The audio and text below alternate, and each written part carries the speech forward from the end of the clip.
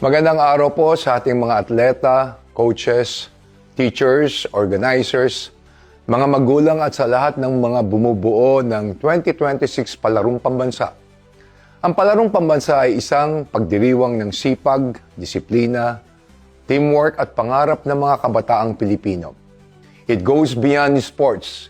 It is an opportunity for our youth to build character, form lifelong friendships, learn the value of perseverance, and discover how far hard work and determination can take them. Sa bawat ensayo, bawat pawis, bawat sakripisyo, at bawat laban, ipinapakita ninyo ang tunay na diwa ng sportsmanship at ang lakas ng kabataang Pilipino.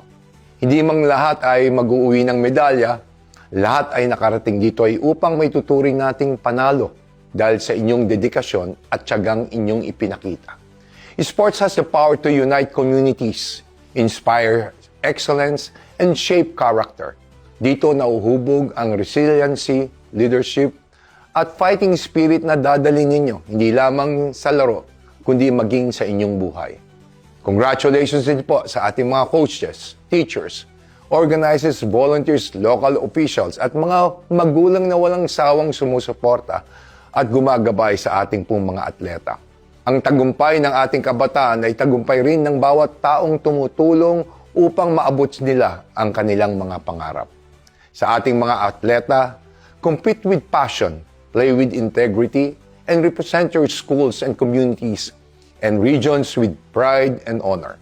Naway magsilbing inspirasyon ang Palarong Pambansa upang mas marami pang kabataan ang mangarap, magsikap at maniwala sa kanilang kakayahan. Mabuhay ang kabataang atletang Pilipino at mabuhay ang bagong Pilipinas.